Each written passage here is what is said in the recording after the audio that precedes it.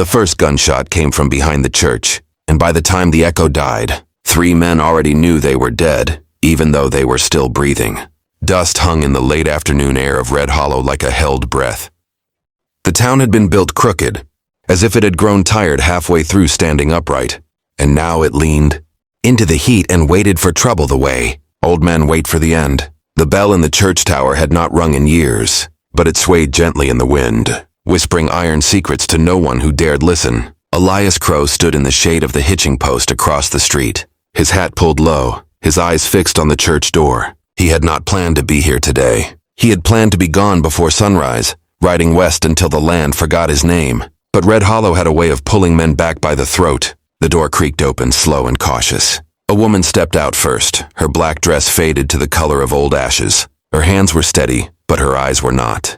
They flicked across the street, over the empty boardwalk, the closed saloon, the sheriff's office with its broken star still nailed crookedly to the wall. Behind her came Sheriff Caleb Boone. Boone's badge caught the sun like a challenge. He was broad, clean-shaven, and dressed like a man who believed the law was something you could polish. His hand rested near his gun, not touching it but close enough to feel its warmth. "Crow," Boone said, his voice carrying in the quiet. "I figured you'd show." Elias did not answer. He spat into the dirt and watched it darken. The woman glanced at him then, really looked, and something in her face broke just a little more. Boone stepped down from the church porch. "You shouldn't have come back.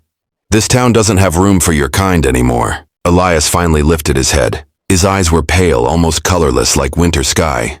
"This town never had room for truth either," he said. "Yet here we are." The wind shifted. Somewhere a shutter banged. The woman spoke, her voice thin but sharp. "Please, not here."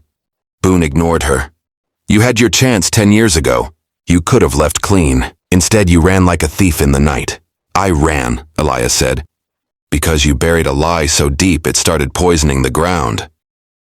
Boone's jaw tightened. "You're talking about things you don't understand." Elias laughed once, dry and humorless. "I understand them just fine. I understand who pulled the trigger. I understand who took the money. And I understand why my brothers' bones are still somewhere out there, bleaching under the sun." That was when the woman gasped. Her name was Margaret Hale once. Now most folks in Red Hollow called her Widow Hale, though they rarely said it to her face.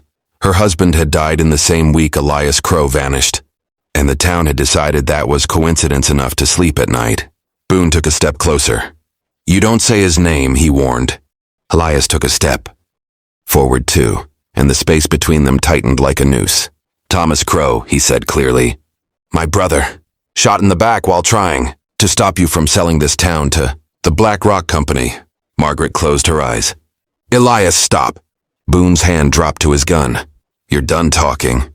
That was when the second gunshot rang out, sharp and sudden, from the alley beside the saloon.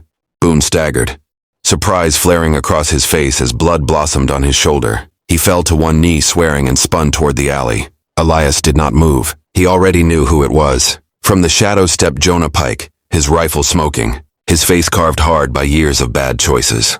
He had been Boone's deputy once, before Boone decided he didn't need witnesses anymore. "Don't look so shocked, Sheriff," Jonah said. "You taught me how to aim." Boone snarled. "You rat." Jonah shrugged. "Takes one to know one," Margaret cried out. "Stop it! All of you, stop!" No one listened. Boone tried to stand. Elias moved then, crossing the street with slow, deliberate steps. Each footfall sounded loud as thunder in the silence. "You should have killed me when you had the chance," Boone said through clenched teeth. "I should have," Elias agreed. "But I wanted you to live long enough to see this." Jonah kept his rifle trained on. "Boone.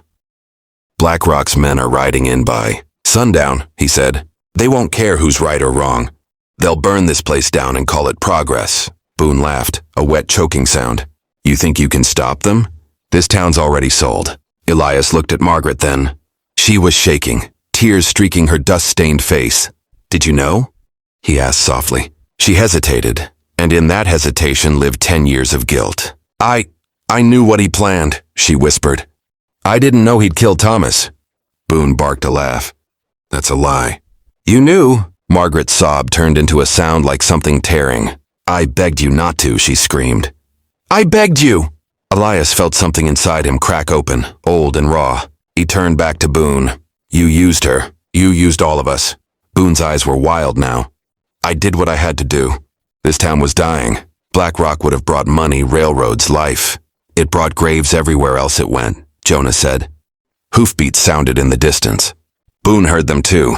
Fear finally found its way past his pride. Help me up, he said. We can still make a deal. Elias shook his head. No more deals.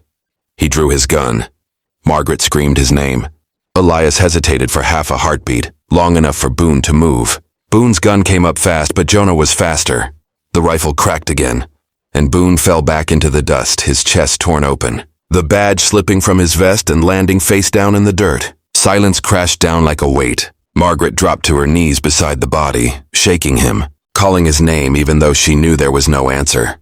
Her grief was loud and terrible, and it filled the street until even the wind seemed afraid to move. Elias stood over Boone's body, looking down at the man who had taken his brother and his life in Red Hollow. He felt no triumph, only a deep, aching emptiness. Jonah lowered his rifle. It's done, he said.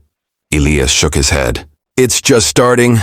The riders appeared at the edge of town minutes later, a dark line against the setting sun. Black Rock men dressed in dust and confidence, their guns visible and their intentions clear. Elias stepped into the street to meet them. The lead rider reined in his horse. Name's Cole Mercer, he said. We're here to take possession. There's nothing left to take, Elias replied. Mercer's smile was thin. There always is.